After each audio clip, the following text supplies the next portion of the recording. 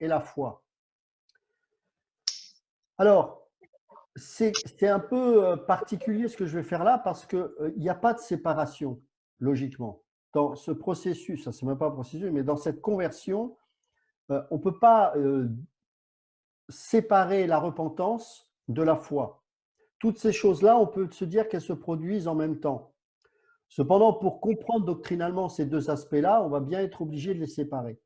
Alors, je vais vous donner juste pour vous donner un exemple, mais bon, certainement chacun, avec votre expérience personnelle, vous aussi, vous avez expérimenté sous cette forme, peut-être sous une autre forme, parce qu'il n'y a pas une manière de naître de nouveau, hein, c'est Dieu qui fait comme il veut. Mais je voulais juste vous donner mon témoignage pour que ça puisse vous faire comprendre qu'on ne peut pas véritablement séparer la foi de la repentance. Quand j'ai commencé à aller dans l'église, je n'étais pas né de nouveau. Je lisais la Bible, je ne vous cache pas, je comprenais peut-être même pas un dixième de ce que je lisais, mais j'avais une forme de religiosité. J'allais à l'église, je faisais une bonne illusion, sauf que lorsque je quittais l'église, bah, j'avais les mêmes péchés qui me tenaillaient. Alors ma conscience était encore plus forte de péché parce que malgré tout, bah, quand on lit la Bible, même si on n'est pas né de nouveau, ça interpelle. Mais voilà, je pouvais, tant que je n'avais pas expérimenté cette nouvelle naissance, croire que j'étais un chrétien, mais en fait, chrétien, oui, de nom, quoi. Et puis un jour, je suis allé dans une réunion. D'ailleurs, je n'avais même pas forcément envie d'y aller. J'y suis allé un petit peu comme ça. Et donc, ça s'est passé au moment de la louange. Là, j'ai su que j'étais né de nouveau. J'ai su. Il y avait l'amour de Dieu, le Saint-Esprit qui est venu sur moi comme une huile chaude. J'ai senti son amour, j'ai senti vraiment la présence du Seigneur. Et qu'est-ce qui s'est passé? La première chose, c'est que j'ai pleuré sur moi-même. J'ai pleuré parce que j'ai senti qu'il y avait plein de saleté en moi et qu'au fur et à mesure que l'Esprit venait sur moi, alors c'était presque une sensation physique, mais que la saleté était en train de sortir. Donc, c'est pour ça que je vous dis, dans la nouvelle naissance et la conversion, il y a la repentance dans le sens où la première chose que l'on prend conscience quand le Saint-Esprit nous visite, c'est qu'on est pécheur. Et ce n'est pas un concept théologique ou intellectuel. On se sent même physiquement pécheur. Mais je ne peux pas dire qu'il y a d'abord eu cette phase-là, puis ensuite la foi, puis non, ce sont des choses qui font partie d'un seul et même événement qui est la nouvelle naissance, en tout cas en ce qui me concerne. Et donc ensuite, quand le pasteur a senti qu'il y avait une personne qui devait avancer pour qu'on prie pour elle, bon, moi j'ai su que c'était moi. Et ce qui était très particulier, c'est qu'il n'y avait que des chrétiens quasiment là-dedans. Et moi-même, je me considérais comme eux. Sauf que non, j'avais besoin d'expérimenter la nouvelle naissance. Et c'est là que j'ai compris ce que c'était. Et quand l'Esprit est venu sur moi, je me sentais mal parce que je ne pouvais pas retenir mes larmes. Et j'avais l'impression que tout le monde était en train de me regarder. Sauf que non, c'était une histoire entre Dieu et moi. Et quand je me suis approché du pasteur et que là, à ce moment-là, je me suis épanché pendant, je ne sais pas, j'avais l'impression que ça durait une éternité, mais pendant un certain temps à pleurer comme ça, je suis ressorti de cet endroit, je savais que j'étais né de nouveau. J'étais une autre personne, j'avais envie d'embrasser tout le monde. Je sentais un amour et une libération totale, comme si toute la boue qui était accumulée depuis ma naissance, qui était liée au péché, était là, comme si cette boue était sortie de là. Et donc, à partir de ce moment-là, je peux dire que oui, je suis né de nouveau. Alors, pourquoi je vous donne ce témoignage? C'est juste pour vous faire comprendre que là, on va disséquer ces différents aspects, mais certainement que dans votre expérience personnelle, vous avez vécu ça peut-être en un bloc, et c'est normal.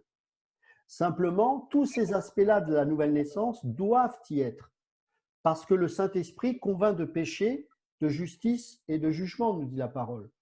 Donc, quand on rencontre le Seigneur, on ne peut pas dire que ouais, bah, j'ai cru, j'ai eu la foi, et puis ce n'est pas un concept, c'est une expérience. La conversion est une expérience. Ce n'est pas une idéologie, ce n'est pas une théologie, ce n'est pas un acte d'effort personnel, c'est une grâce. Et même la foi ne peut pas être suscitée par nous. J'en parlerai tout à l'heure. La foi est produite par Dieu. Romains chapitre 10, verset 17 nous dit que la foi vient de ce que l'on entend et ce que l'on entend vient de la parole de Dieu. C'est que la parole de Dieu, lorsque le Saint-Esprit nous touche, elle active cette foi que Dieu à déposer dans nos vies et qui est un don. La foi, c'est une grâce. La foi, on ne peut pas dire active ta foi ou je ne sais pas quoi. Ce n'est pas comme ça que ça fonctionne. D'accord? Alors, la conversion, encore une fois, il n'y a pas d'ordre dans ce processus-là, mais il faut bien essayer de comprendre ce que c'est que la repentance et ce que c'est justement la foi. La conversion, la justification, la régénération, l'union avec Christ et l'adoption ont toutes lieu en même temps. Et seule la sanctification est à la fois un acte et un processus. Alors, il y a cependant une suite logique, et on va suivre cette suite logique tout au long des différentes séances vidéo d'enseignement qu'on fera par rapport à ce sujet. Tout d'abord, les Écritures appellent l'homme à se tourner vers Dieu, et c'est le sens de la conversion, c'est changer de direction, se tourner vers. Donc, c'est comme si nous prenions une direction qui n'est pas la bonne, et d'ailleurs, le péché signifie manquer le but quelque part, c'est que on va dans une direction pour peut-être viser quelque chose, mais qui n'a aucun rapport avec Dieu. Donc, le Seigneur nous dit, je vous encourage à changer de direction et à vous tourner vers moi. Parce que Jésus, ce n'est pas qu'une personne, c'est aussi un chemin. Jésus dit dans l'évangile de Jean, je suis le chemin, la vérité et la vie. Et nul ne vient au Père que par moi. Le péage, c'est la croix. Le péage, c'est Christ. D'accord? On va prendre un passage dans Ésaïe chapitre 31, verset 6. Ésaïe chapitre 31, verset 6.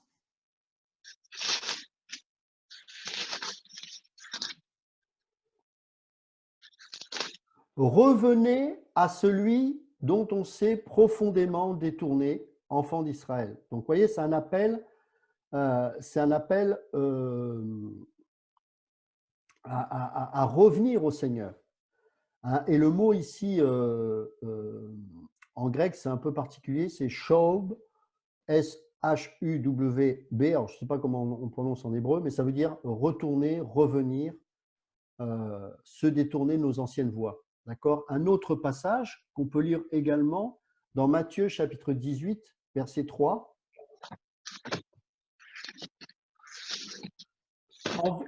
Je vous le dis en vérité, si vous ne vous convertissez et si vous ne devenez comme les petits-enfants, vous n'entrerez pas dans le royaume de Dieu. Convertissez ici, c'est strepho, S-T-R-E-P-H-O en grec, qui veut dire tourner, retourner ou se détourner. C'est aussi quelque part tourner le dos à quelqu'un. Alors vous savez, on tourne le dos à l'ennemi par la conversion. Donc voilà, c'est le sens. La conversion consiste à se tourner vers Dieu et elle représente la réponse de l'homme à l'appel de Dieu. Il faut savoir que la conversion, là aussi, c'est l'appel irrésistible de Dieu. C'est une des définitions d'ailleurs de la grâce. La grâce, c'est l'aimant de l'amour. C'est la grâce qui attire les élus. Ceux qui ne sont pas élus ne sont jamais attirés par la grâce. Bon, ce sera un autre enseignement qu'on fera plus tard.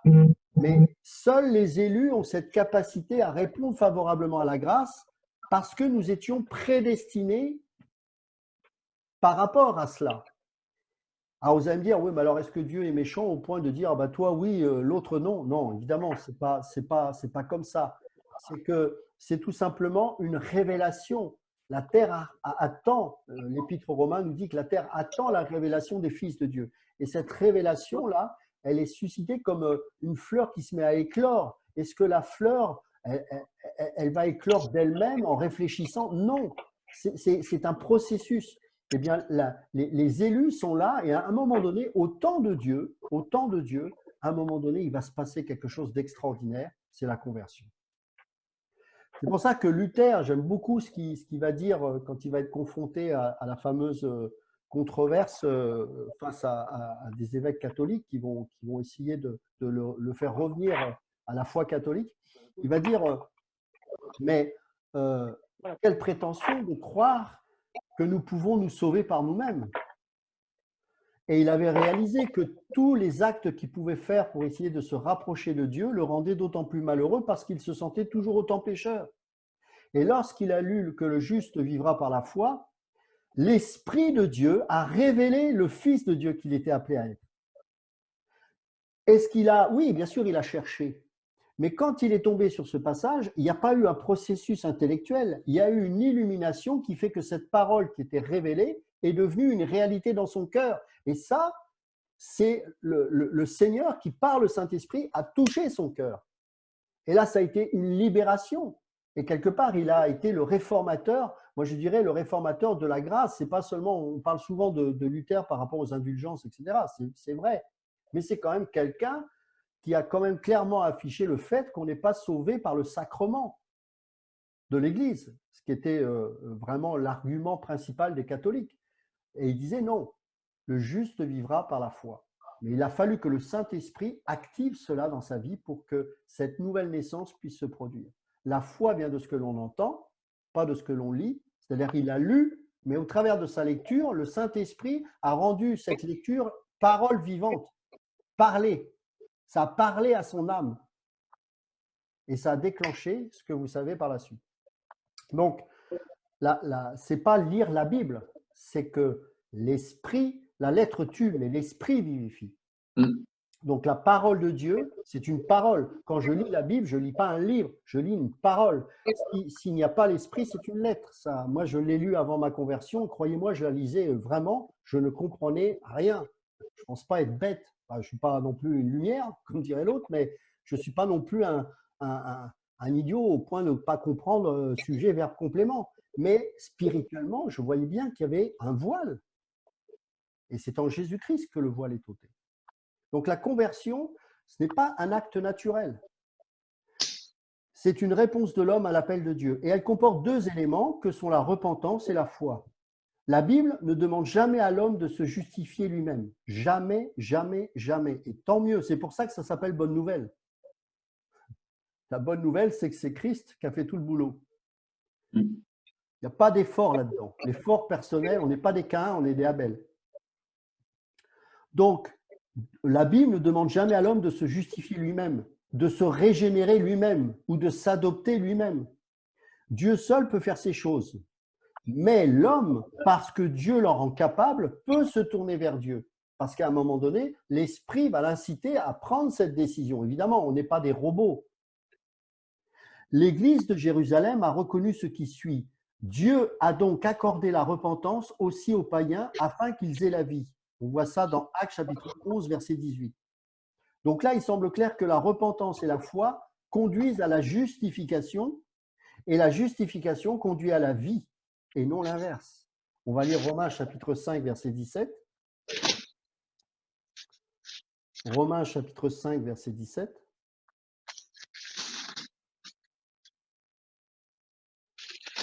Si par l'offense d'un seul, la mort a régné par lui seul, à plus forte raison ceux qui reçoivent l'abondance de la grâce et du don de la justice régneront-ils dans la vie par Jésus-Christ lui seul. Alors maintenant, on va regarder ces deux éléments de la conversion. Tout d'abord, on va regarder la repentance. L'importance de la repentance, alors malheureusement, elle n'est pas toujours reconnue comme il le faudrait et puis des fois, on ne la situe pas forcément au bon endroit. Alors certains invitent ceux qui ne sont pas sauvés à accepter Christ et à croire sans même montrer au pécheur qu'il est perdu et qu'il a besoin d'un sauveur. Et on oublie quand même que la Bible accorde beaucoup d'importance à la prédication de la repentance. Alors, c'est vrai que c'était le message des prophètes de l'Ancien Testament. Je ne vais pas vous citer tous les versets, il y en a beaucoup, mais vous pouvez prendre par exemple Deutéronome, chapitre 30, verset 10, 2 Rois, chapitre 17, verset 13, ou Jérémie, chapitre 8, verset 6. Mais c'est aussi la note dominante de la prédication de Jean-Baptiste. Rappelez-vous, le baptême de repentance a été inauguré par Jean le Baptiste. Mais aussi, le message de Christ était axé aussi sur la repentance. On peut prendre par exemple Matthieu, chapitre 4, verset 17.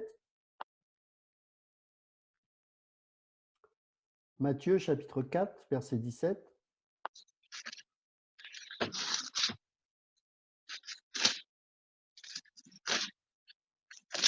Dès ce moment, Jésus commença à prêcher et à dire « Repentez-vous, car le royaume des cieux est proche ». Alors, pourquoi dans tous ces exemples-là, il y avait la repentance? D'abord, il s'adressait aux Juifs. La repentance, d'être… en fait, c'est important. Il faut savoir que dans l'Ancienne Alliance, tiens, je vous pose une question. Comment étaient sauvés les Juifs dans l'Ancienne Alliance? Sacrification des bêtes.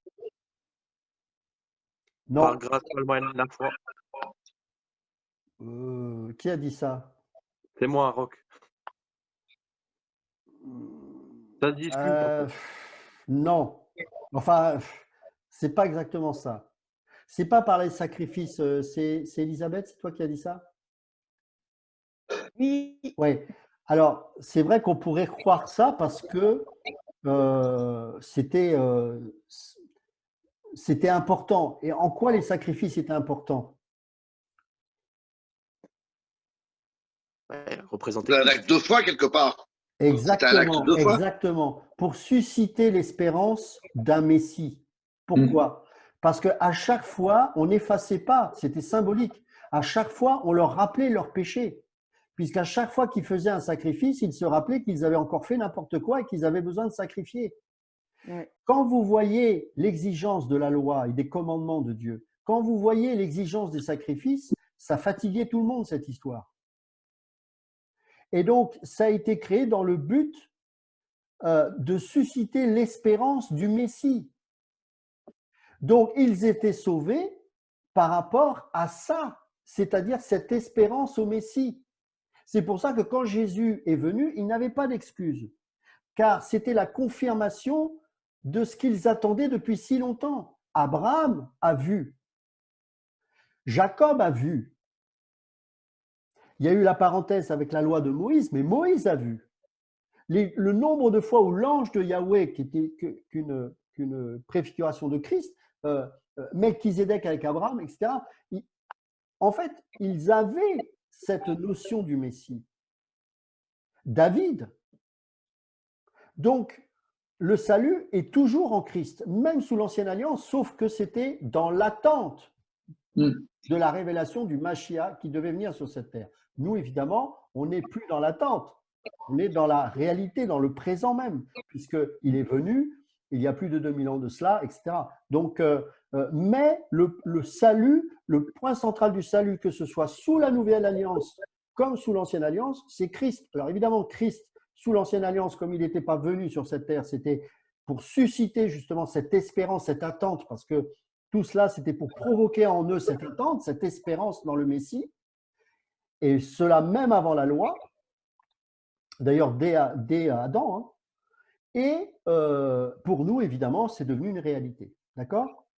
Donc ça, c'est important de comprendre ça, parce qu'on vous posera certainement un jour des questions par rapport aux gens de l'Ancienne Alliance, et c'est vrai que des fois, on se dit, bah, c'est par la loi ou même par les sacrifices. Alors, sacrifice, ce n'est pas entièrement faux, parce que c'est quand même lié à l'espérance. Mais voilà, c'est bien leur faire comprendre que non, non, il y a cette attente. D'ailleurs, les Juifs, ceux qui ne sont pas convertis au Christ, au Seigneur, ont cette attente. Ils ont cette attente. C'est le point central de leur religion. C'est l'attente du Mashiach, sauf qu'eux, ils pensent qu'il doit venir une première fois alors qu'il est déjà venu. Mais c'est l'attente du Mashiach. Donc, on voit bien que c'est ça, leur salut. D'ailleurs, le mot salut, c'est délivrance. C'est-à-dire que quand ils ont espéré au Mashiach, ils n'ont pas compris qu'il n'est pas venu apporter un gilet jaune pour qu'on manifeste. Il est venu pour changer nos cœurs. D'accord? Il n'est pas venu pour changer le monde, le Mashiach. Hein, sinon, ça aurait été fait depuis longtemps. Quand il est apparu devant Ponce Pilate, il lui a dit, si tu savais quel pouvoir m'aurait été donné, s'il avait été donné sur cette terre, il y a longtemps que j'aurais mis mon armée d'anges te régler un compte. Non, il est venu pour changer nos cœurs. C'est nos cœurs qui ont besoin d'être changés. Et c'est ça une conversion. Et c'est ce que le Mashiach a voulu révéler aussi aux Juifs à l'époque, aux scribes et aux pharisiens, qui l'ont rejeté parce qu'ils n'ont pas voulu de ce Messie-là. Ils n'ont pas voulu que leur cœur soit changé, ils ont voulu qu'on vire les Romains.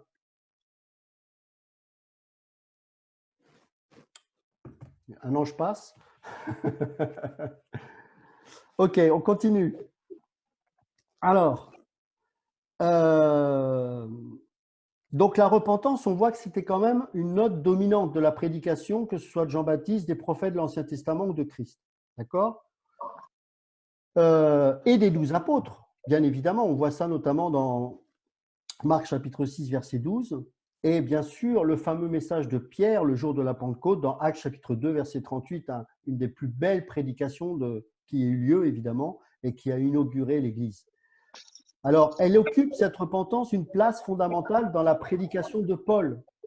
Évidemment, il en parle à plusieurs reprises dans Actes chapitre 20, verset 21, mais aussi Actes chapitre 26, verset 20. Je ne vous le lis pas parce que ce serait trop long, mais vous lirez chez vous. Alors, le changement de dispensation n'a pas rendu la repentance inutile à l'époque actuelle. C'est définitivement un commandement adressé à tous les hommes. On va lire Actes chapitre 17, verset 30. Actes chapitre 17, verset 30. Dieu, sans tenir compte des temps d'ignorance, annonce maintenant à tous les hommes en tout lieu qu'ils aient à se repentir, donc à tous les hommes en tout lieu, donc là ça ne s'adresse plus à la nation juive, qu'ils aient à se repentir parce qu'il a fixé un jour où il jugera le monde selon la justice par l'homme qu'il a désigné, etc., etc. Paul dit à Athènes, qui était loin d'être un milieu juif, la repentance. En fait, la repentance, c'est l'absolu des absolus parce que c'est une condition essentielle pour le salut. C'est pour ça que c'est un terme qui est récurrent dans toute la Bible. Alors, qu'est-ce que ça veut dire la repentance? Alors, la repentance, vous avez par exemple la Nouvelle Bible Second, je ne sais pas si vous l'avez lu, alors certains s'en offusquent parce qu'ils traduisent le mot repentance par changement de mentalité. On dit, ah, voilà, c'est encore une Bible moderne. Ouais, mais enfin, c'est quand même le premier sens. Vous voyez? Alors, on peut garder le mot repentance, mais c'est ce que ça veut dire. La repentance, c'est un changement de mentalité. Et si l'on prend le mot dans son sens plus large, c'est vraiment comme il est dit en grec, une métanoïa, c'est-à-dire vraiment une mentalité qui n'est plus la même. On ne pense plus de la même manière, on ne voit plus les gens de la même manière, on n'a plus les mêmes aspirations, on n'a plus les mêmes motivations. Ce n'est pas un effort issu de la volonté humaine, c'est un changement d'identité qui est produit en nous par la régénération. Tite, chapitre 3, verset 5, Paul précise que c'est un baptême de la régénération. Paul dira dans 1 Corinthiens chapitre 12, verset 13, que nous sommes baptisés d'un seul esprit.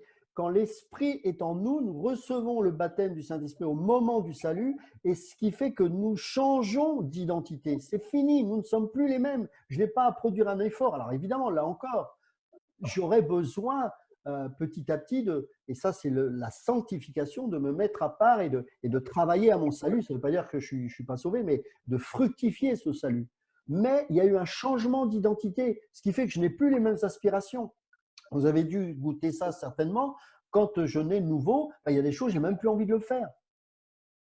Alors, ça ne veut pas dire que tout change d'un seul coup. La sanctification ultime et immédiate n'est pas biblique, parce qu'il y a peut-être des choses, j'aurai encore à lutter, parce que Dieu est souverain et il sait par où il veut nous faire passer. Mais il est bien précisé dans la parole de Dieu qu'on ne sera jamais tenté au-delà de nos forces. Donc, on voit bien qu'à partir du moment où on est converti et qu'il y a cette repentance, elle est produite parce qu'il y a un changement de mentalité. Il y a vraiment un changement de mentalité. Et même s'il y a des choses dans lesquelles on lutte encore parce que les choses de la chair sont opposées aux choses de l'esprit et qu'il y a vraiment une lutte, on ne se contente pas de ça. On ne peut pas se plaire dans la chair et se plaire dans le péché. C'est plus possible. Il y a une tristesse qui amène à la repentance. Alors là, je parle du salut. Mais après, dans notre vie de tous les jours, il y a un désir de se sanctifier, un désir de changer parce que notre identité qui est en nous est celle de Christ. Et donc, on ne peut pas être heureux dans le péché. C'est plus possible. C'est plus possible. Alors moi, par exemple, à ma conversion, il y a des choses… moi, je fumais, je ne sais pas combien de joints par jour. Bon, ben, ça a été cassé. Maintenant, la cigarette, ça a été plus compliqué. Alors, ça a pris quelques mois. Pourquoi? J'en sais rien. Mais en tout cas, il y a eu un changement. Et après, il y a d'autres choses qui ont pris plus de temps. Voilà. Et c'est pour ça que je ne peux pas regarder mon frère ou ma sœur en le jugeant, en disant « Ah ouais, mais pourquoi tu fais encore ça ?» Parce que peut-être que cette personne fait encore certaines choses, mais elle ne fait plus d'autres choses que toi, tu fais encore. D'accord? Donc moi, j'arrête de juger mon voisin parce que moi, ce que je veux regarder, c'est la poutre qu'il y a dans mon œil et qui a intérêt à être enlevée. Parce que la paille de l'autre, bon, c'est qu'une paille. Moi, j'ai une poutre. Alors pourquoi c'est une poutre? C'est parce que comme ça me concerne, je la vois plus près cette paille. Donc finalement, quand elle est près de mon œil, ça paraît être une poutre. C'est ça que ça veut dire, hein. On va y arriver. Amen. Un péché, c'est un péché, hein. Il n'y en a pas un qui est plus gros que l'autre. C'est simplement que comme il nous concerne, c'est une poutre. Voilà. Alors, donc j'ai dit que c'était un changement de mentalité. Alors, il y a trois aspects dans la repentance. Il y a un aspect intellectuel, il y a un aspect émotionnel et volitif, évidemment. Donc, l'aspect intellectuel, c'est tout simplement un élément qui implique un changement de point de vue. C'est un changement de point de vue en ce qui concerne le péché, évidemment, en ce qui concerne Dieu et bien sûr moi-même. Le péché en vient être connu comme une culpabilité personnelle. Dieu comme celui qui exige à juste titre la justice. Je mérite la mort, je mérite l'enfer. Je réalise à ce moment-là que je suis perdu. Alors, c'est très court ce moment-là, mais c'est vrai que le Saint-Esprit révèle qu'il est saint, que Dieu est saint et que nous sommes pécheurs et que de toute façon, la justice divine mériterait que nous passions au tribunal et ensuite qu'on soit condamnés pour l'éternité en enfer. Et c'est là où la grâce prend toute sa dimension. Je vous assure, un des fruits que je vois le moins en France chez les chrétiens, c'est la joie. C'est dommage, parce que quand on a cette révélation de la grâce, que j'ai échappé, non pas parce que j'ai réussi à me sortir de l'enfer, j'y suis pas arrivé, mais que je réalise que je suis coupable, il y a aucune excuse, je mérite la mort, mais que la grâce, là où le péché a abondé, la grâce a surabondé, eh bien, Paul pouvait presque reprendre les Philippiens en disant « Réjouissez-vous dans le Seigneur ». Parce que nous venons de loin. Quelle grâce! Qui sommes-nous? Est-ce que nous sommes? Pourquoi lui est mort sans connaître Christ et moi qui fais peut-être 10 fois plus que l'autre, eh bien, je suis sauvé par la grâce de Dieu. Je n'ai rien fait. Je ne suis même pas meilleur que je ne sais qui. Mais ça suscite une joie. Alors évidemment, on pourrait se dire, oui, mais alors pourquoi moi et pas lui? Dieu est bon. Dieu est saint. Dieu sait ce qu'il fait. Dieu est juste. Dieu n'est pas méchant. Donc, si je suis sauvé, ce n'est pas parce que je le mérite, certes, mais Dieu a jugé bon, pourquoi je me refuserais de cette grâce? Je la prends et ça me réjouit. Et quelle est la conséquence de ça? Je la proclame. C'est-à-dire que quand, par exemple, vous avez, je ne sais pas, moi, la première fois que j'ai eu mon enfant, donc j'étais jeune marié, j'ai eu ma fille. Mais j'avais envie de crier à tout le monde, j'ai une fille, j'ai un enfant, c'est une joie. Quand vous êtes sauvé, je ne vais pas évangéliser. Moi, j'ai toujours de problème avec les gens qui disent on va évangéliser. C'est bien, ce n'est pas le souci, mais j'ai du mal à m'inscrire dans cette démarche. Évangéliser, ce n'est pas une œuvre, c'est une vie. C'est que, vous savez, Moody, comment il faisait? Moody, il allait, pourtant Moody était considéré comme un évangéliste. Moody, quand il allait dans le bus, il lisait sa Bible, il était tellement interpellé par des passages, d'un seul coup, il se tourne vers son voisin et dit « Regarde, c'est incroyable, regarde ce que Dieu dit ». C'était une vie. Et il a impacté même les passants qui le croisaient. Parce que c'est une vie. Et donc, quand on a été touché par la grâce, eh ben, on ne peut que louer Dieu, qu'être joyeux, que bénir nos ennemis. Je me souviens, quand je me suis converti, enfin, quand Dieu m'a touché, je préfère ce terme parce que je n'ai rien fait, mais j'ai commencé à être embêté par mes collègues de travail, dont un, je me rappelle, il travaillait sur quasiment le même secteur que moi. Je lui prenais toutes les affaires. J'y étais pour rien. Le Seigneur me bénissait. J'en étais à un point où quand le client me prenait une commande, je disais: «Oh non, s'il te plaît, prends plutôt vers mon collègue parce que ça va encore mal finir». J'étais gêné. J'avais des coups de fil anonymes. Le gars, il me mettait des panneaux de la concurrence sur la voiture. Enfin, c'était n'importe quoi. J'avais même des coups de fil anonymes le soir quand je rentrais chez moi. Vous imaginez. Et puis, le patron de la société a dû intervenir carrément parce qu'il avait peur que ça se termine mal. Et donc, il nous convoque et puis il nous dit, bah, écoutez, enterrez la hache de guerre. Mais je dis, mais moi, j'ai pas de hache, j'ai pas de guerre, enfin, j'ai rien à enterrer, j'en veux rien. Il s'appelait Jean-Louis, j'en veux pas à Jean-Louis, etc. Et en fait, cet homme-là, plus je lui faisais grâce, plus il s'énervait. C'était très surprenant. Et puis un jour, je me rappelle, on était à l'hôtel, on avait une réunion, et puis avant d'aller dans la salle de réunion, on était assis tous les deux. Et il me regarde et il me dit, tu sais, Ludo, je ne sais pas comment tu fais parce que moi, je suis une pourriture. C'était incroyable ce moment-là. Parce que je dis, mais je ne suis pas mieux que toi, Jean-Louis. On est tous pourris. Mais Dieu te cherche, mon ami. Il faut que tu reçoives cette grâce.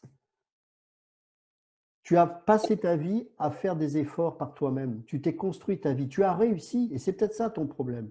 C'est que tu es un ancien tauliard qui est arrivé magasiné dans cette boîte, qui est devenu commercial, qui gagne bien sa vie, qui a acheté des maisons.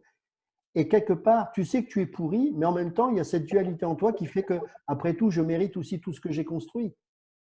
Laisse-toi gagner par la grâce et tu verras. Et du coup, d'ennemis qu'on était, on n'est pas devenus amis, on ne va pas aller jusque-là, mais il y a une paix qui s'est installée entre nous. Après, j'ai perdu de vue, je ne sais plus ce qui s'est passé, mais tout est une occasion pour bénir les autres. Vous savez, j'étais pas affecté par le fait qu'il m'ait attaqué.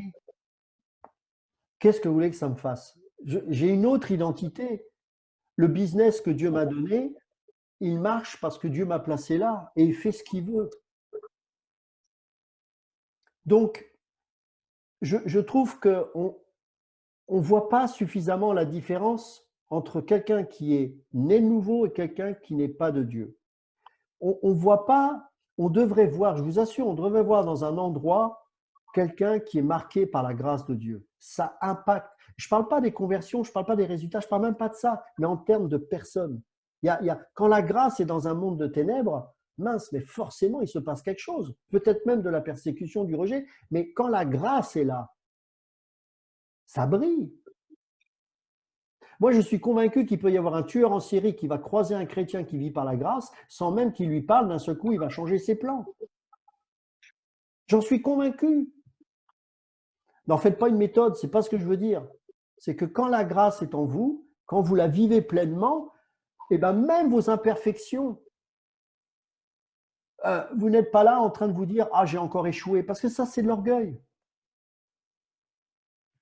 Vous tomberez encore, j'espère de moins en moins souvent, mais vous tomberez comme moi je tombe. Et c'est la grâce qui me relève. L'autre, il tombera peut-être pas alors qu'il n'est pas né de nouveau, mais il va se dire comment se fait-il que ce gars-là, avec autant de galères, il continue de louer son Dieu? Qu'est-ce qu'il a, ce gars-là, que j'ai pas? La grâce. Et la grâce, c'est pas un concept, c'est pas une théologie, c'est une personne.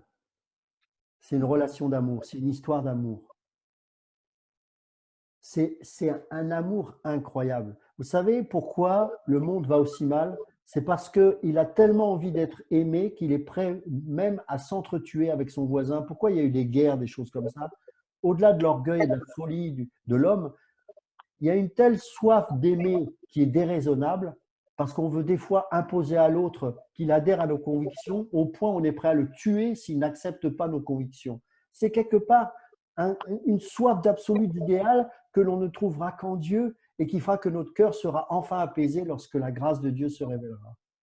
Le monde est fou, le monde est aux colères, on peut changer les gouvernements qu'on veut, ça ne changera rien parce que notre cœur n'est pas changé par l'amour de Christ. Paul dira l'amour de Christ nous presse, le pressoir à huile.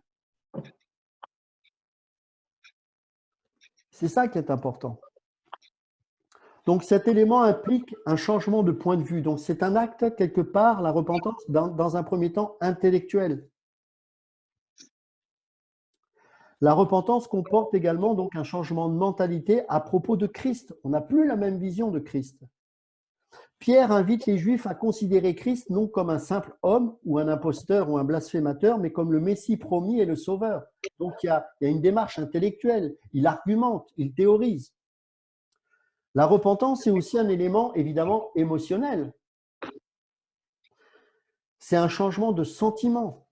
La tristesse pour le péché et un désir d'être pardonné sont des aspects de la repentance. Il y a une profonde émotion dans ces choses. Regardez dans la prière de David, au psaume chapitre 51, verset 3, « Ô Dieu, aie pitié de moi dans ta bonté, selon ta grande miséricorde, efface mes transgressions. » On voit les émotions de David ici. Paul écrit « Je me réjouis à cette heure, non pas de ce que vous avez été attristés, mais de ce que votre tristesse vous a porté à la repentance, comme vous avez été attristés selon Dieu, afin de ne recevoir de notre part aucun dommage. En effet, la tristesse selon Dieu produit une repentance à salut dont on ne se repent jamais. 2 Corinthiens chapitre 7, verset 9. Ensuite, il y a bien sûr l'élément volitif. Donc, ça implique un changement de volonté. Alors, vous savez, il y a cette notion de libre arbitre qui m'agace toujours avec cette histoire. Ça n'existe pas chez un chrétien, le libre arbitre. Ça, c'est la conséquence de la chute. Dans le jardin d'Éden, il n'y avait pas de libre arbitre. La personne, Adam et Ève, étaient naturellement enclins à aller vers Dieu. Et le choix ne concerne pas en fait qu'ils ont décidé, c'est qu'ils ont été, notamment Ève, séduits. Ensuite, l'homme a cru qu'il avait la capacité de discerner les choses. Alors on va dire, mais Ludo, je ne comprends pas. Dans Deutéronome, notamment 28, il est dit, je mets devant toi la mort ou la vie, choisis la vie. N'est-ce pas? Ok. Qu'est-ce qu'ils ont fait après ces commandements-là, d'après vous? Mais ils ont choisi la mort. Donc en fait, ils n'ont pas choisi. C'est qu'il les a confrontés au fait qu'ils ne pouvaient pas choisir la vie quand bien même ils le voudraient. Allô? C'est ça la grâce. C'est ça la grâce. C'est-à-dire qu'à chaque fois qu'il nous demande de choisir, on se gaufre lamentablement. Amen. Romains chapitre 7. Le mal que je ne veux pas faire, je le fais. Ce n'est pas moi qui parle, c'est Paul. Hein.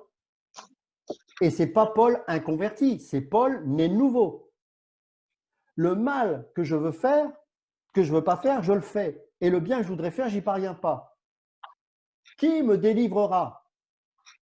Mais grâce soit rendue à Jésus-Christ. Et vous avez un des plus beaux passages des Écritures qui nous parle de l'assurance du salut, qui est dans Romains 8. Et donc, Romains 7, constat d'échec, le soi-disant libre arbitre. Romains 8, car j'ai l'assurance que ni la mort, ni la vie, ni les dominations, ni les autorités ne pourront me séparer de l'amour de Christ. Amen. Amen. Amen. Amen. Moi quand il faut… Bon, la grâce, c'est l'absolu de Dieu. Ce n'est pas négociable. Les gens qui pensent que vous avez le pouvoir en vous-même de vous sortir d'une situation sont des menteurs et des loups. Nous ne pouvons rien produire en nous si ce n'est qu'au travers de Christ, espérance de gloire. Alors, vous allez me dire, est-ce qu'on est des robots? Non, mais la grâce, elle agit. Et qu'est-ce qui fait que vous travaillez à votre salut? Qu'est-ce qui fait que vous vous sanctifiez dans le progrès? C'est la foi qui est en vous, ce n'est pas vous. Amen. Parce que la foi, c'est le don. La foi vous a été donnée non pas de vous-même, mais par Christ. Et c'est cette foi-là qui est activée en vous qui fait que vous ne tomberez pas. Amen. Plus on raisonne, Amen. plus on va être dans les difficultés. Mais si on saisit ces choses-là, c'est pour ça qu'il faut l'illumination. Je peux expliquer ces choses, mais intellectuellement, ça ne suffira pas. Il faut l'illumination. Mais je vous assure que quand on prêche la sainte doctrine, l'illumination pour ceux qui ont soif, ça vient. Et là, on se dit, on va être des Luther. On croyait que par nous-mêmes, on pouvait changer le monde. On croyait que par nous-mêmes, on pouvait changer la société. On croyait que par nous-mêmes, on était capable de nous sanctifier. Et là, on réalise que c'est échec, échec, échec. Et la parole nous dit, non, nul, zéro, raté, bon à rien. Mais, le mais qui change tout. Je t'ai fait grâce parce que je t'aime, parce que je ne t'aime pas parce que tu es capable de me plaire ou que tu es capable de me séduire, parce que ou tu es capable de dire « Ah, mais t'as vu, je t'ai fait plaisir aujourd'hui. Hein. » Et au moment où tu vas dire ça, dans la seconde qui suit, tu vas t'énerver. Non, je t'aime parce que je t'aime. Amen. Je t'aime parce que je t'aime. Amen. Et c'est ça le défi pour un couple. Amen. Amen. Il y a des jeunes mariés là. Ça va être ça votre défi. Bon, pour l'instant, je suppose que tout est merveilleux. Mais viendra un temps où il faudra dire je t'aime, pas parce que tu es jolie, parce que viendra un temps où à 70 ans on a un peu de rides, où on change, ou peut-être qu'à force de vivre aussi longtemps avec la même personne, on commence à voir les petites choses qu'on ne voyait pas avant. Mais il faudra dire je t'aime parce que je t'aime. Amen. Je t'aime comme Christ m'aime et t'aime. Et ce n'est pas des mots. C'est que Dieu va vous donner cette capacité d'aimer au-delà du raisonnable. L'amour n'est pas raisonnable. L'amour, c'est une croix. L'amour, c'est une giclée dans ce monde. C'est une giclée de sang qui a giclé sur notre visage. Regarde comme je t'aime. Et c'est le sang qui a giclé. Ouais. L'amour est choquant. L'amour de Dieu est un choc, est une gifle pour l'humanité. C'est cet amour-là, cette folie de l'amour qui doit nous saisir. C'est que même ceux qui nous détestent, il y a cette capacité d'expérimenter cet amour. C'est surnaturel. On ne peut pas humainement. On ne peut pas. Mais l'amour de Christ nous presse. Amen. Ouais. Alors, je parlais de la volonté. Donc, ça implique un changement de volonté, de disposition et de but. Et c'est par cet élément, effectivement, que l'on se détourne intérieurement du péché. C'est-à-dire qu'il y a ce désir de ne plus pécher. Et c'est là où le processus de sanctification par l'Esprit Saint intervient pour que nous puissions changer. Actes chapitre… Alors, Pierre dit « Repentez-vous et que chacun de vous soit baptisé au nom de Jésus-Christ à cause du pardon de vos péchés. » Ça, c'est Actes chapitre 2, verset 38. Et Paul écrit « Ou méprises-tu les richesses de sa bonté, de sa patience et de sa longanimité, ne reconnaissant plus que la bonté de Dieu te pousse à la repentance. » Romains chapitre 2, verset 4. Donc là, il pousse l'auditeur à vouloir changer. Il n'est pas dans un espèce de délire mystique où les gens sont tout simplement des robots, vous savez, et puis ils n'ont pas… Non, il y a ce désir, il y a cette volonté de vouloir changer, oui. Mais si c'est par nous-mêmes, on n'y parviendra jamais. C'est là où la grâce de Dieu intervient. Amen. Dans l'aspect volitif, il y a la repentance des péchés, bien évidemment. Il y a la réparation des torts faits aux autres, par exemple. Ce sont des fruits de la repentance. Alors, ils ne font pas partie de la repentance en elle-même, mais ce sont des fruits. Nous ne sommes pas sauvés pour nous repentir. La repentance n'est pas une réparation faite à Dieu. Il y a beaucoup de gens qui ont ce concept-là, ça c'est très catho ça. La repentance n'est pas une réparation faite à Dieu, mais une condition de cœur essentielle avant de pouvoir croire au salut. Ce n'est pas la même chose. De plus, la véritable repentance n'existe jamais en dehors de la foi. Vous ne pouvez pas séparer les deux. C'est-à-dire que l'on ne peut pas se détourner du péché sans en même temps se tourner vers Dieu. C'est intimement lié. Et réciproquement, nous pouvons dire que la véritable foi n'existe jamais sans la repentance. Les deux sont inséparablement liés ensemble. Alors, quels sont les moyens qui mènent à la repentance? Alors, du côté divin, la repentance, c'est d'un don. On en a suffisamment parlé. Paul écrit « Dans l'espérance que Dieu leur donnera la repentance pour arriver à la connaissance de la vérité. » 2 Timothée, chapitre 2, verset 25. Donc, on voit bien que c'est Dieu qui la donne. Mais du côté humain, plusieurs choses peuvent la produire. Jésus a enseigné que les miracles, et même le retour de quelqu'un d'entre les morts, ne sont pas suffisants pour amener à la repentance. Par contre, la parole de Dieu, la prédication de l'Évangile et la bonté de Dieu à l'égard de ses créatures, le châtiment du Seigneur et la foi en la vérité et une nouvelle vision de Dieu sont des moyens précis dont Dieu se sert pour produire la repentance. Et on voit ça partout dans les Écritures. Alors là, on a parlé de la repentance. Et en deuxième partie, je voudrais parler maintenant de la foi. Alors, je vais vous donner quelques éléments et on fera une deuxième partie pour traiter ce sujet en détail, parce que c'est quand même un sujet important. Vous savez, Calvin, il disait quelque chose d'important. Il disait que la foi, ça n'appartient qu'aux élus. Car il n'y a que ceux qui sont prédestinés au salut que Dieu illumine et à qui il donne la foi. Alors, je vais vous dire quelque chose qui va peut-être vous choquer. Le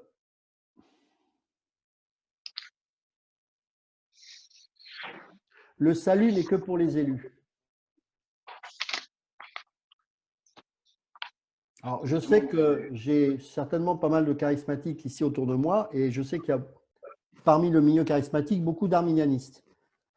Donc, ils pensent que on doit donner sa vie à Jésus, on doit accepter. Alors, j'ai rien contre ça, il ne faut pas non plus être des talibans de ça, mais ce n'est pas doctrinal en fait. On n'accepte pas Jésus, on croit en Jésus, mais on n'a pas cette capacité de l'accepter ou de donner son cœur à Jésus. Il vient, on croit, et ensuite on est nouveau. C'est aussi simple que ça. Ça, c'est le premier point. La deuxième chose, beaucoup de gens utilisent ce verset de Jean 3,16 que tout le monde connaît, car Dieu a tant aimé le monde qu'il a donné son Fils afin que quiconque croit en lui ne périsse point, mais qu'il ait la vie éternelle. Sous-entendu, tout le monde peut être sauvé. Non, c'est pas biblique. Dans les Écritures, seuls les élus sont sauvés. L'exposition de la croix est au bénéfice de tous. C'est ça que ça veut dire Jean 3,16. Il l'a fait aux yeux de tous, mais tous ne seront pas sauvés. Alors vous allez me dire, c'est qui les élus? Ça, c'est pas moi qui vais vous le dire, je ne suis pas Dieu. Mais les élus se révèlent au moment où vous vous convertissez.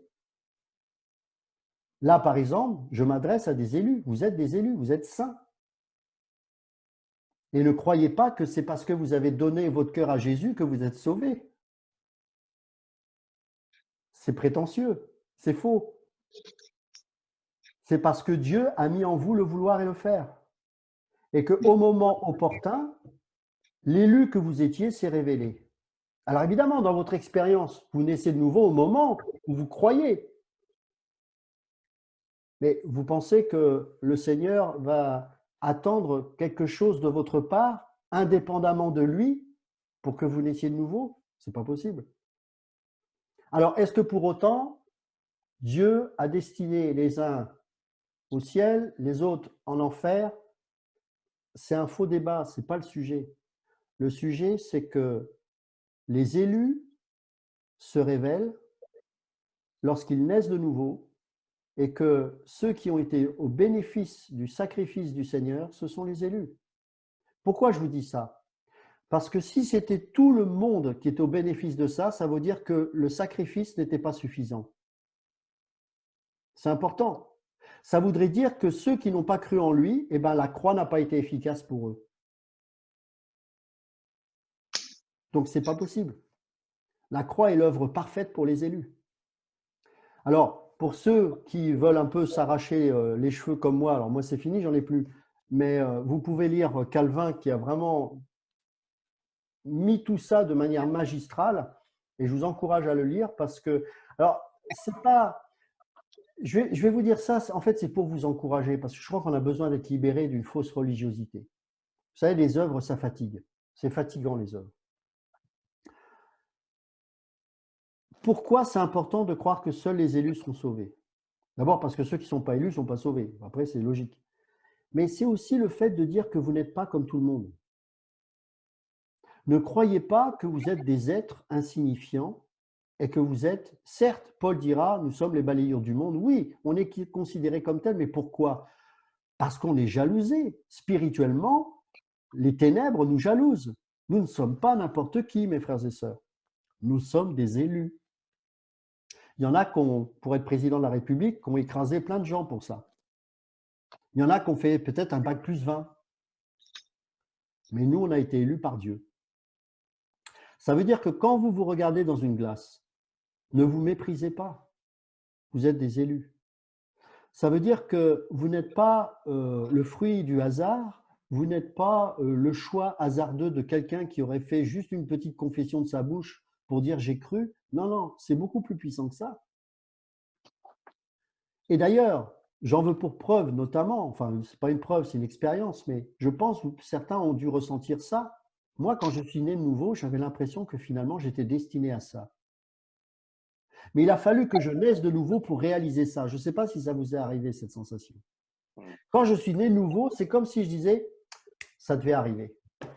Quelque part. Alors qu'avant, je n'en étais pas conscient, j'étais un véritable païen. Mais quand je me suis converti, j'ai dit, c'est marrant, j'avais l'impression que j'étais destiné à ça. Pourquoi? Amen. Mais parce Amen. que nous sommes des élus. Amen. Si on prêche ça, je vous assure, même en tôle, on va louer Dieu. Amen. Moi, franchement, ça fait 20 ans que j'enseigne ça. Je suis toujours aussi heureux de le faire parce que je sais que l'Esprit est heureux d'entendre ça. Parce que ce n'est pas Amen. l'autre qu'on glorifie, c'est Jésus, Jésus, Jésus, Jésus. Amen. Mon pasteur qui m'a formé me disait toujours, tu veux reconnaître un faux billet? Il me dit oui. Il me dit, arrête de décortiquer les faux. Manipule les vrais. Tous les jours, tu manipules les vrais. Vous savez, la saine doctrine, il faut la méditer tous les jours, tous les jours, tous les jours. Et le jour où vous entendez quelque chose qui sonne faux, vous serez capable de le discerner parce que vous aurez tellement entendu le vrai. C'est ça la parole. C'est ça avoir le discernement. Et donc, quand vous réalisez toutes ces choses, mais c'est une libération. Alors, Calvin donne une définition de la foi. Alors, j'en aurai d'autres pour la deuxième partie, mais je vais vous la donner, elle est intéressante. La foi est une connaissance de la volonté bonne de Dieu à notre égard et une conviction de sa vérité. Je répète, la foi est une connaissance de la volonté bonne de Dieu à notre égard et une conviction de sa vérité. Bon, je trouve que c'est une définition qui est intéressante. Il y a d'autres significations du mot foi. C'est par exemple une saine et pure doctrine en matière de religion. Ça, on voit ce sens-là dans cette définition du mot foi dans 1 Timothée, chapitre 3, verset 9. On va le lire. 1 Timothée, chapitre 3, verset 9.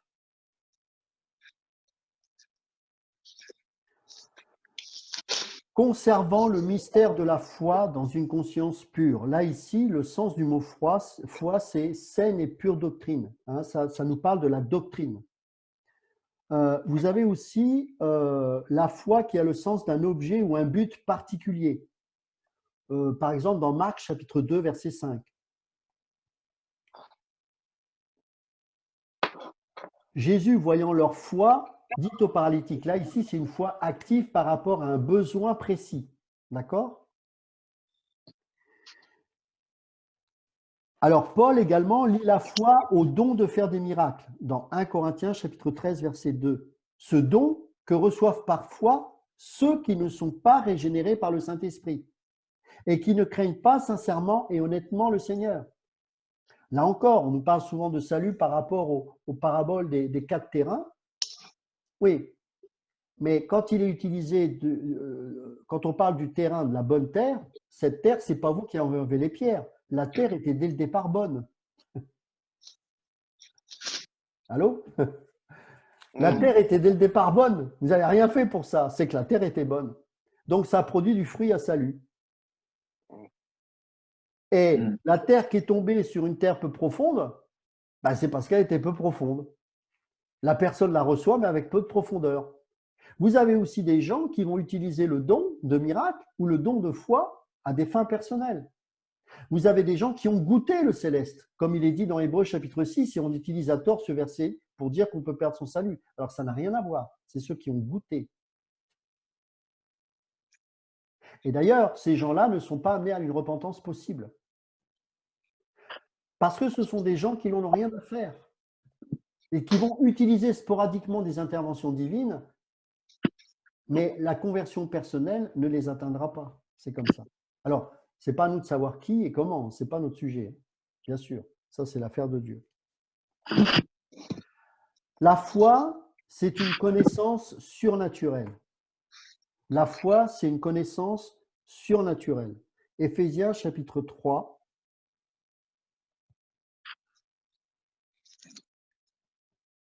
Éphésiens chapitre 3, versets 18 et 19. Alors, on va lire un petit peu avant. C'est un très très beau passage, ça. À cause de cela, verset 14. Je fléchis le genou devant le Père, duquel tire son nom toute famille dans les cieux et sur la terre, afin qu'il vous donne, selon la richesse de sa gloire, d'être puissamment fortifié par son esprit dans l'homme intérieur, en sorte que Christ habite dans vos cœurs par la foi, afin qu'étant enraciné et fondé dans l'amour, vous puissiez comprendre avec tous les saints quelle est la largeur, la longueur, la profondeur et la hauteur, et connaître l'amour de Christ qui surpasse toute connaissance, en sorte que vous soyez remplis jusqu'à la plénitude de Dieu. Or, à celui qui peut faire par la puissance qui agit en nous infiniment au-delà de tout ce que nous demandons ou pensons, à lui soit la gloire dans l'Église et en Jésus-Christ dans toutes les générations, au siècle et des siècles. Amen. Amen. Amen. Ce que nous comprenons par la foi est caché et échappe à notre vue. 2 Corinthiens, chapitre 5, verset 6. Nous sommes donc toujours pleins de confiance et nous savons qu'en demeurant dans ce corps, nous demeurons loin du Seigneur, car nous marchons par la foi et non par la vue. Yes. Hébreux chapitre 11, verset 1, la foi, c'est l'assurance des choses que l'on espère et la démonstration de celles qu'on ne voit pas. La science vous démontre les choses par les faits que l'on voit. La foi, c'est une démonstration de quelque chose qui ne se voit pas. C'est mener à l'existence les choses qui ne sont pas. Yes. Donc, on ne peut pas, on n'est pas à armes égales. Les uns sont sur le terrain de la réalité et nous sommes sur le terrain de la vérité.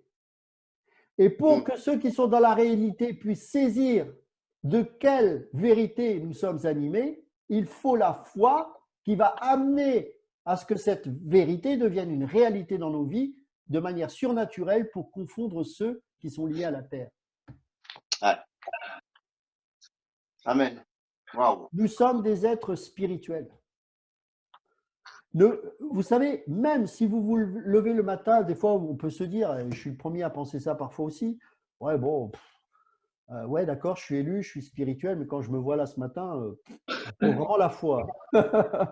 Bon, moi ça m'arrive de penser ça. C'est vrai que là il faut une sacrée dose de foi des fois quand je me regarde dans la glace, mais c'est pas grave, c'est la vérité, c'est la vérité, c'est la vérité. Je connaissais un pasteur, pour ceux qui ont connu le réveil Pensacola, c'était un des pasteurs adjoints, il racontait qu'il a eu une dépression qui a duré 6 mois. Il n'a jamais compris, ça lui est tombé dessus comme ça. Et il racontait que quand il devait prêcher dans l'église, Dieu l'équipait, lui donnait une onction pendant la prédication, et dès qu'il descendait du pupitre, l'esprit de dépression revenait sur lui. Et à chaque fois, ça a été ça pendant 6 mois. Et il disait, je ne pouvais plus faire qu'une chose. Le soir, avant de me coucher, puisque de toute façon, il pleurait tout le temps, il disait que même quand il prenait le volant, il tremblait, il avait peur. Enfin, c'était n'importe quoi. Et le gars, il disait, je ne savais pas pourquoi j'avais ça. Il montait dans son grenier, il posait sa Bible au sol, il se mettait debout dessus et il disait, je crois en ta parole, je crois en ta parole. Et pendant 6 mois, il a pu faire que ça. Il ne pouvait même plus prier. Et puis, c'est parti un jour.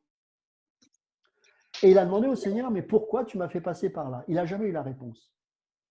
Mais je sais une chose, c'est que la mise à l'épreuve de votre foi produit la patience. Amen. Mais il faut que la patience accomplisse son œuvre parfaite, afin que vous soyez parfaits et accomplis et qu'il ne vous manque rien. Toute épreuve que par lesquelles nous traversons ne sont pas là pour nous détruire, ne sont pas là pour nous amener au mal, mais sont là pour être totalement équipés en Christ sur cette terre. Amen. Amen. Amen. Wow, merci. Amen. Amen. C'est ça notre combat.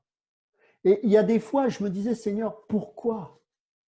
Ouais. Et j'étais tellement brisé, je disais, je n'arrive même pas à essayer de changer cette situation. C'est lamentable. Parfois, j'avais même honte. Je dis, Seigneur, mais ça a toujours produit une résurrection quelque part dans ma vie, dans un domaine. Mm. Après, j'ai compris. Parfois, Dieu m'a jamais dit pourquoi je suis passé par là, mais il y a eu quelque chose qui a changé dans ma vie. Et plus Amen. j'avais ces épreuves importantes, plus il y avait quelque chose de mystérieux en moi qui faisait que j'avais de moins en moins peur du monde, de la mort, de toutes ces choses. Je devenais Amen. de plus en plus fort, faible physiquement, faible intellectuellement, faible dans plein de domaines, mais intérieurement, l'homme intérieur, je deviens de plus en plus fort. Amen. Et c'est ce que Paul vivra. Il dit, Seigneur, éloigne de moi cette écharde. Dieu lui répond, ma grâce te suffit. Vous savez pourquoi? C'est parce que Paul, le légaliste, Paul, le religieux, Paul, enseigné par le plus grand enseignant de l'époque qui était Gamaliel, lui qui tuait les chrétiens, qui prenait plaisir à la persécution d'Étienne et qu'il avait reçu les vêtements d'Étienne alors qu'il était lapidé à ses pieds, lui qui partait avec la lettre du mandat du Sanhédrin pour aller emprisonner des chrétiens sur le chemin de Damas, il rencontre ce Seigneur. Et en persécutant les chrétiens, il persécutait le Christ. Eh bien, cet homme-là avait reçu une révélation particulière. Il allait être l'apôtre de la grâce. Mm. Et à cause de tout ce qu'il avait reçu comme révélation, Dieu a suscité une écharde pour que Paul puisse dépendre uniquement non pas de ses capacités intellectuelles considérables, mais de la grâce de Dieu. Paul avait deux systèmes de pensée, une pensée circulaire et une pensée hellénistique. C'était quasiment unique au monde. C'est pour ça Dieu l'a suscité pour prêcher aux Juifs et prêcher aux païens. Prêcher aux sémitiques qui ont une pensée circulaire, comme Christ l'avait, et prêcher aux Grecs qui avaient une pensée cartésienne et hellénistique. Introduction, comme on a nous aujourd'hui en France, hein, on raisonne d'une manière hellénistique. Développement, etc. Mais pour qu'il ne s'enorgueillisse pas, c'est ce qu'il dira dans son épître, Dieu a mis une écharde en moi. Et il lui répond, ma grâce te suffit. C'est incroyable. Et pourtant, ce même Paul dira, je puis tout par celui qui me fortifie. Mm. Mm. C'est ce même Paul qui dira, c'est alors que je suis faible que je suis fort. Yes. Lui qui avait cette écharde qui le faisait souffrir et qui était aux yeux de Dieu comme un moyen de grâce, il comprendra que la force et l'intelligence qu'il recevra de la part de Dieu est produite de manière surnaturelle. Et vous savez, les Corinthiens se moquaient de lui. Ils se moquaient de lui. Pour les Corinthiens charnels, qui étaient des convertis, certes, mais qui avaient encore une vision de Dieu liée à leur ancienne religion d'idole, hein, les Zeus, tous ces gens-là, eh bien, ce petit être minuscule, chauve, avec une voix cassée comme ça, il disait, vous vous moquez de moi parce que de loin, je suis fort dans mes lettres, mais quand je m'approche de vous et physiquement, vous dites, je suis faible. Parce qu'ils étaient charnels. Ils n'avaient pas compris qu'il avait l'autorité, la puissance de Dieu. Mais ce même Paul, brisé, qui a été fouetté 40 coups moins un, qui a été lapidé, précipité d'une falaise, avait un corps meurtri. Il était ridiculisé dans les églises. Et pourtant, il a été le plus grand apôtre. Ça a été le Moïse de la Nouvelle Alliance. Nous avons Amen. besoin de vivre sous la révélation de la grâce. Et plus vous vivrez sous la grâce, plus vous supporterez les différentes épreuves. Pas parce que vous comprendrez qu'elles ne sont pas là pour vous détruire. Qui peut détruire le Christ qui est en vous? Vous avez Christ. Christ ne va pas se détruire en vous. Mais plus la chair va diminuer dans la faiblesse et être dépendante de Dieu, plus au travers de vos vies, on va commencer à voir se façonner le visage de Christ. Et peut-être qu'un jour, comme Jacob, vous vous appuierez sur le bâton et vous prierez pour le cadet de la main droite, alors qu'à l'époque, il fallait prier de la main droite pour l'aîné. Et Joseph le reprendra alors qu'il priait ainsi pour ses fils. Et Jacob lui dira, « Non, mon fils, laisse Dieu faire. » Toute une vie pour apprendre une seule chose. Jacob a usurpé le droit d'aînesse par la chair. Il n'a pas attendu la promesse de Dieu se manifester. Il a utilisé sa chair pour usurper ce droit d'aînesse. Et à la fin de sa vie, il dira, en bénissant le cadet au lieu de l'aîné, « Laisse Dieu faire. » Et il l'a fait en étant aveugle. C'est ça la vie chrétienne. C'est pas autre chose. Le reste, c'est du flan.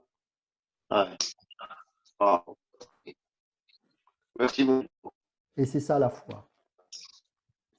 Seigneur, on te remercie pour ta parole, on te remercie pour tout ce que tu nous donnes. Seigneur, je te rends grâce pour les élus que nous sommes, tous. Nous sommes de culture, de race, de couleur de peau différentes. Nous avons des arrière-plans différents. Mais nous sommes frères et sœurs en Christ. Seigneur, c'est la plus belle des familles que tu nous as données.